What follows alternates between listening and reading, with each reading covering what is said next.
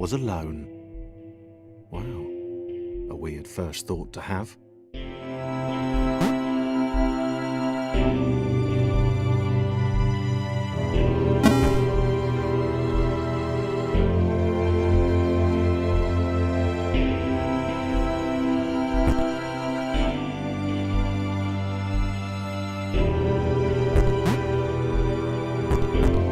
Thomas decided to start listing his observations for posterity.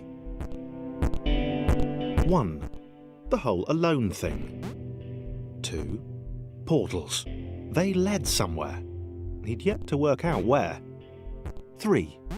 Falling. Thomas was absolutely fantastic at falling. He was almost as good at falling as he was at observing.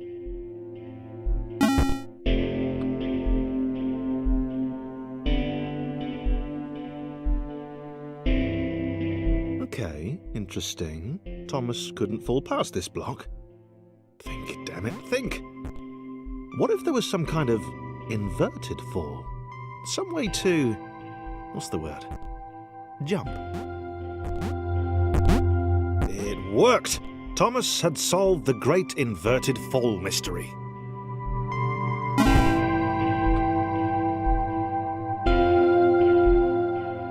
A big jump. But Thomas noted there was no real danger in missing it. The world didn't want him to fail here. It was pushing him, but gently.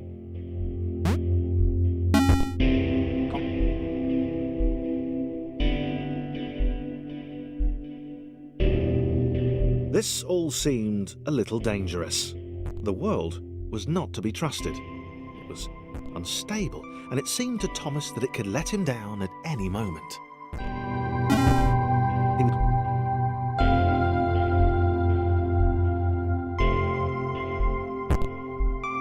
Thomas wondered whether the portals were actually taking him anywhere. He felt like he was making progress, but there wasn't really any way to know. He seemed to be moving predominantly up and to the right, which might, or might not, be important.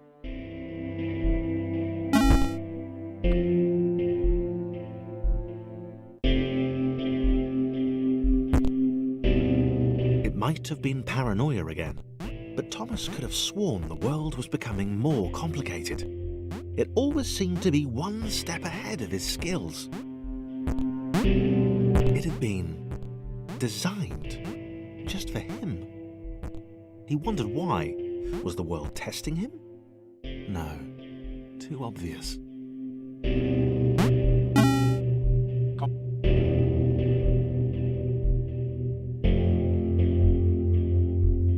Something about the boiling, toxic, glowing water intimidated Thomas.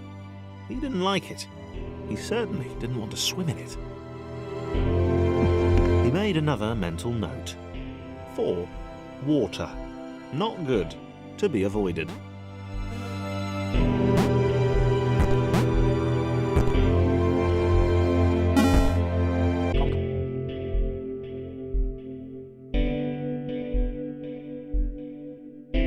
The loneliness was getting to Thomas. No amount of observation or obsessive note-taking could combat that.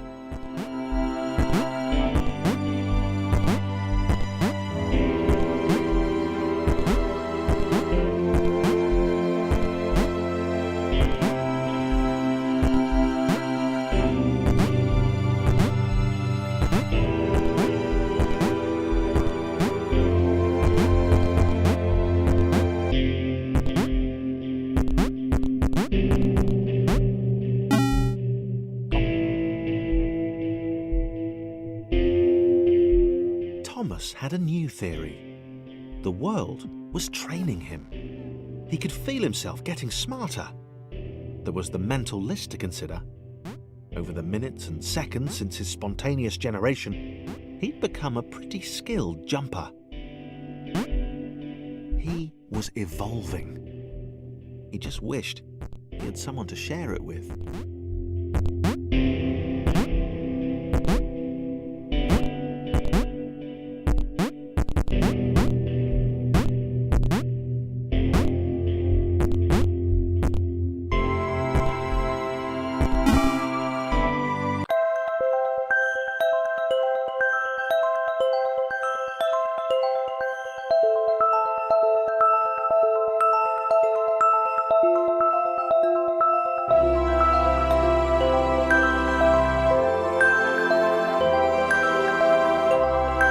Chris took an immediate and deep dislike to the skinny red rectangle. Who the hell did this Thomas think he was?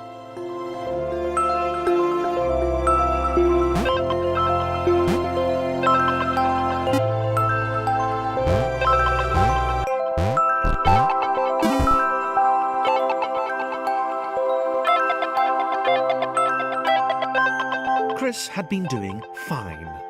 He wasn't the highest jumper, but he'd held his own. He'd even been graceful at times. Well, not technically graceful, it's probably the wrong word, but you know, fine. There was that skinny little runt leaping about like he owned the place.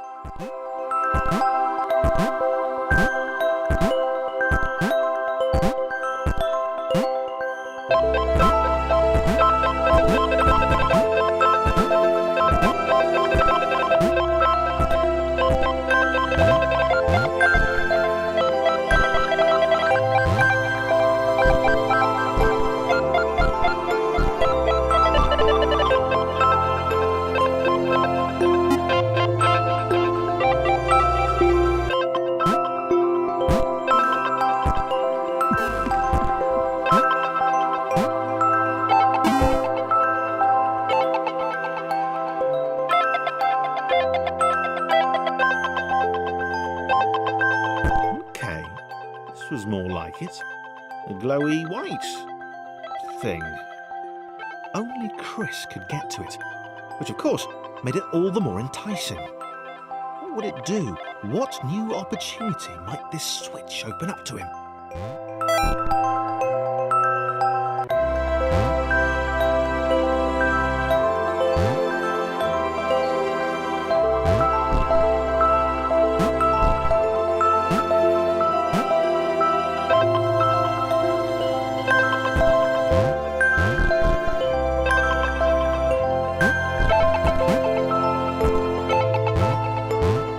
Great.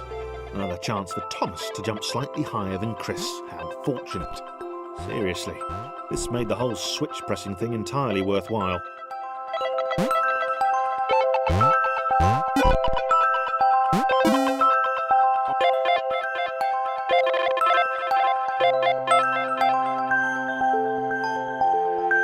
Was this good?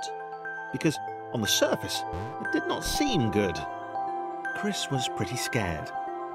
Little Red seemed fine, happy to be on his merry little adventure. Chris couldn't shake the feeling that things had taken a significant turn for the worse since Thomas had joined him. Sure, he'd been able to piggyback his way to ever so slightly higher platforms, but where had that got him? Well, to ever so slightly higher platforms, which was sort of his point.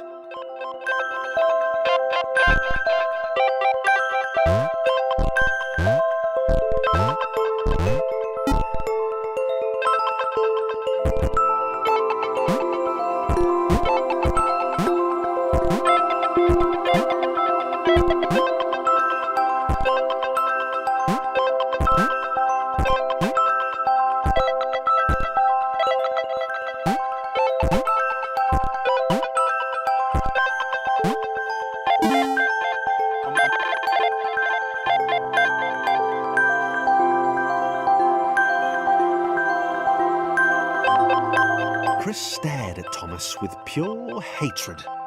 He seemed so very happy at their situation. Friends together, a brave fellowship of quadrilaterals on a quest for greatness. That would be fine. But it was all the obvious observation that Thomas was doing which grated.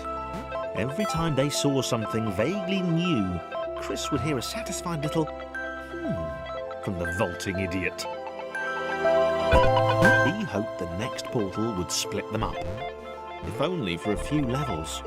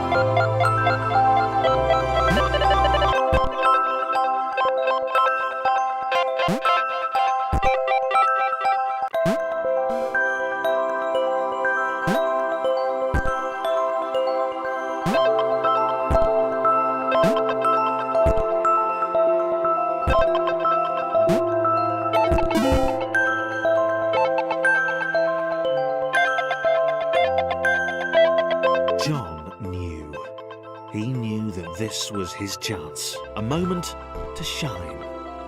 This was game day.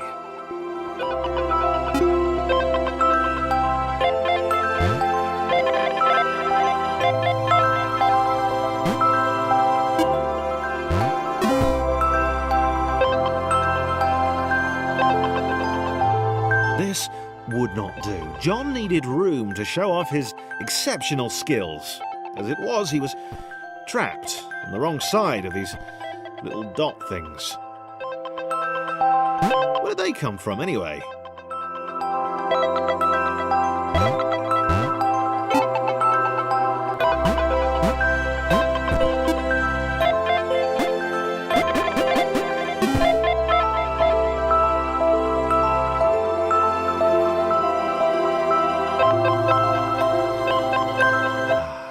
John inhaled the air of the open space, and it smelled of awesome. Time to flex those muscles, to put his training to use, time to show those little dots how it was done. John decided to press the switch, to let the little dots catch up with him. John cared for his new allies. You could tell from the sympathetic expression he'd practiced in the mirror all these years.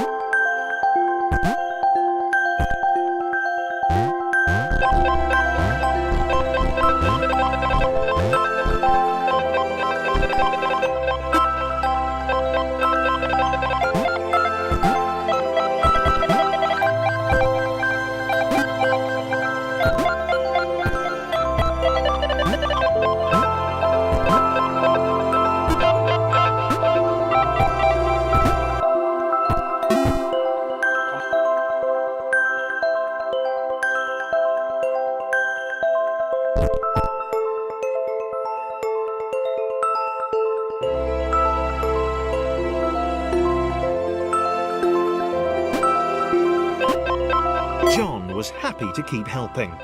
He felt it was important to his image that he was seen to help the little guys.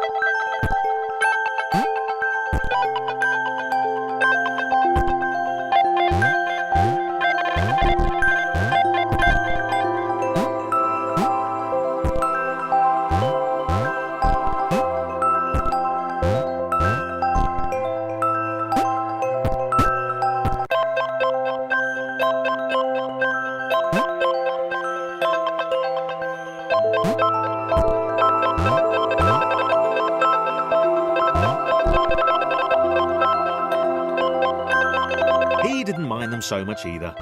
The red one, Thomas, had a charming way of applauding every time John jumped.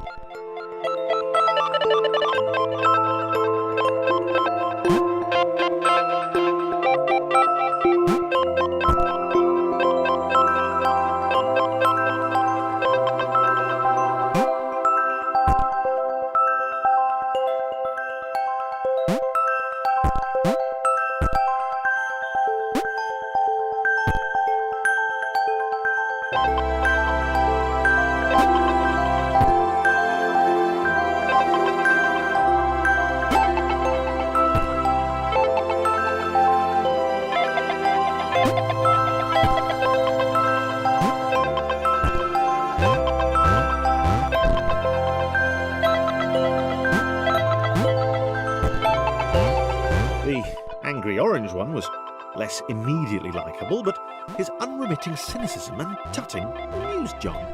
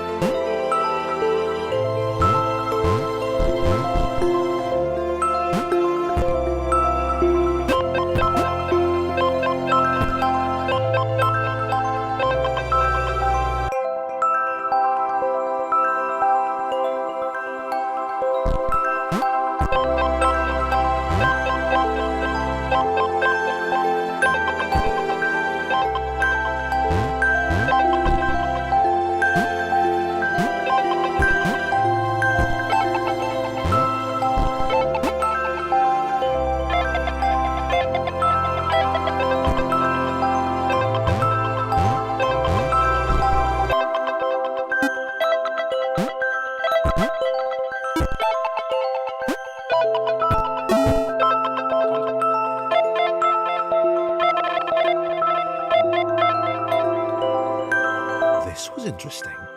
A floating target. This would require coordination, balance, and timing. John was sure the dots would be lost, but he was happy to guide them to triumph.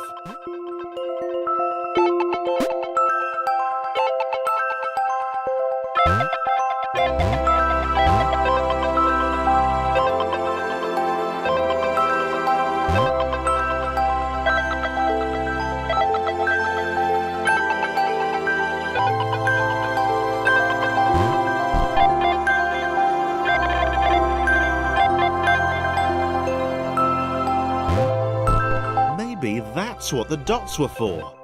They were there to extend John's reach, to make his performance even more impressive. John liked the thought. He decided to keep them.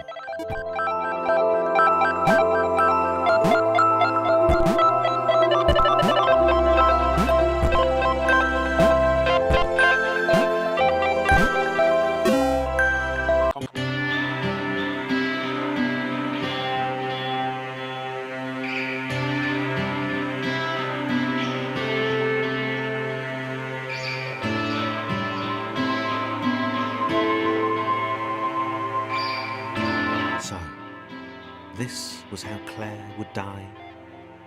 She knew it would happen eventually. She was rubbish at jumping, and she moved slowly. She felt a little like her continued existence was breaking some kind of natural order. The crumbling pillar was a dramatic death, she supposed. Wait, what? Claire couldn't shake the feeling that she was not, in fact, dead.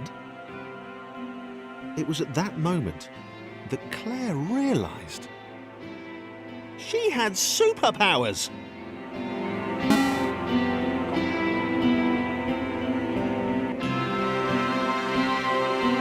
She'd need a cape.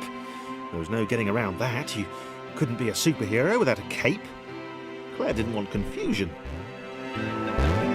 If you saw a cape, that made matters clear. You knew what you were dealing with. Claire was all about communication. And, you know, floating in water, which was her superpower.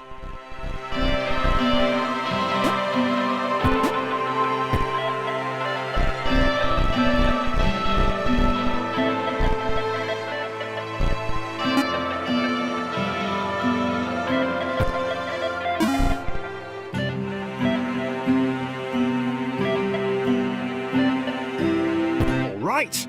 Fear not, my skinny friends, for I am Claire, and I will save you.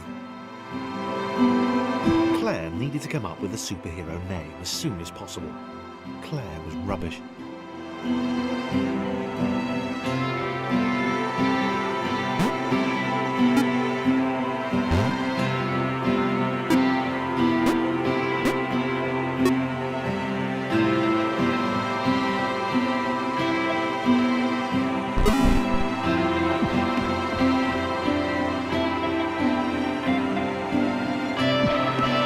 Claire arrived just in time.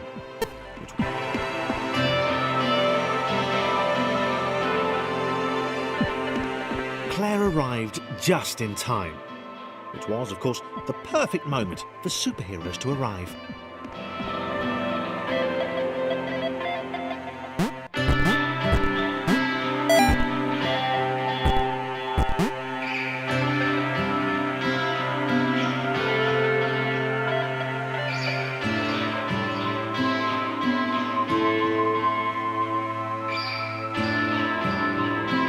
As the water began to rise, Claire vowed to save this little rectangle in as many restarts as it took.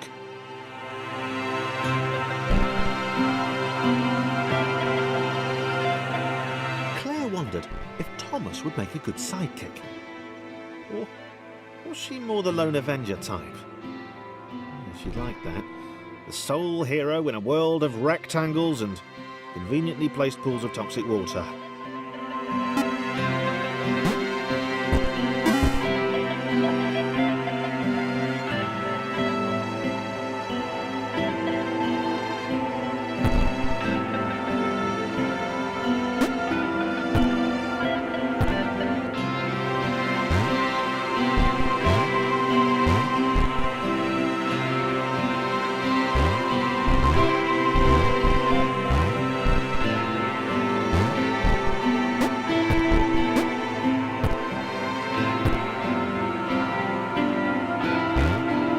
The others told Claire that staircases were a bit of a fixture here. Claire wondered why the world made it so difficult.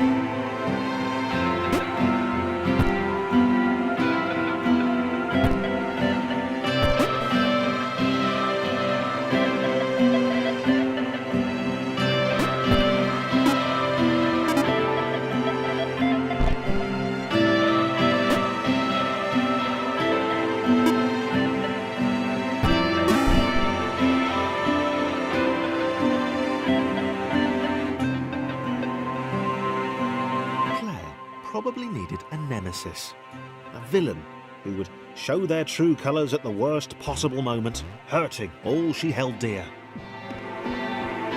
Chris was the most obvious choice. He seemed stroppy enough, and his jump was so pathetic that it conveniently avoided Claire's insecurities. Yes, Chris. Diabolical Chris. The fiendish Christopher.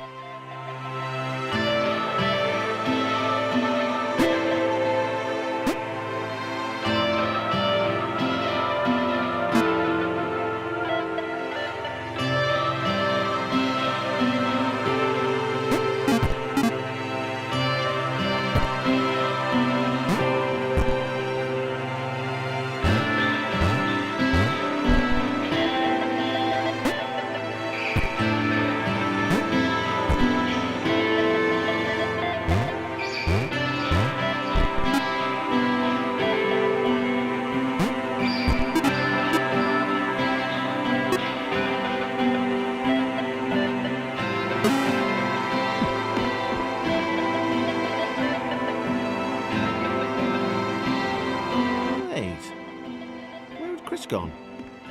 Was he off somewhere, plotting Claire's downfall?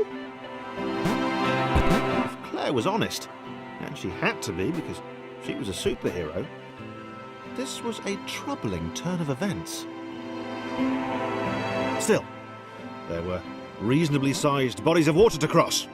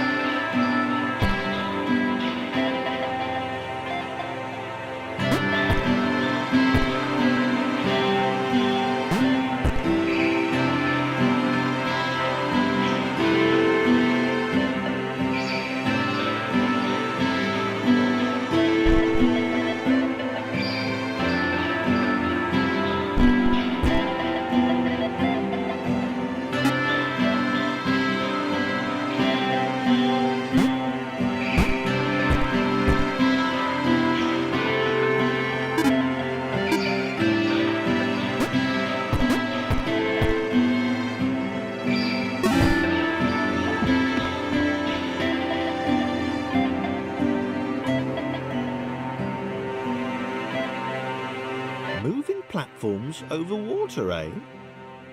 Claire's newly heightened senses told her that there were multiple paths across with various possible configurations of the little posse.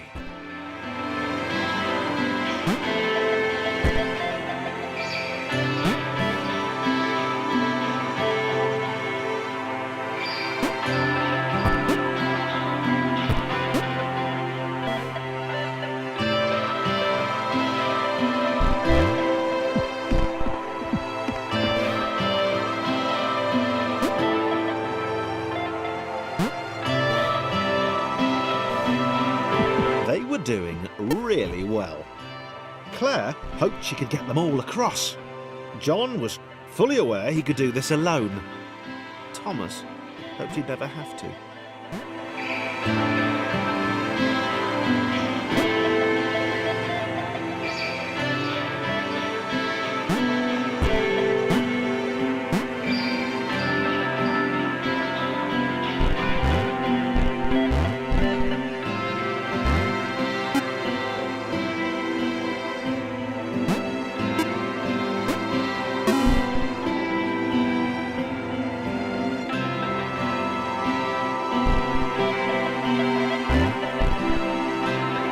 Claire was alone, which was odd, because she wasn't meant to be alone. She needed to be where there were rectangles to save. Being the only superhero in a given space kind of defeats the object. Spikes? It was new. Claire avoided them. She decided they were most likely her kryptonite. Not the rubbish red kryptonite either, the proper radioactive green stuff.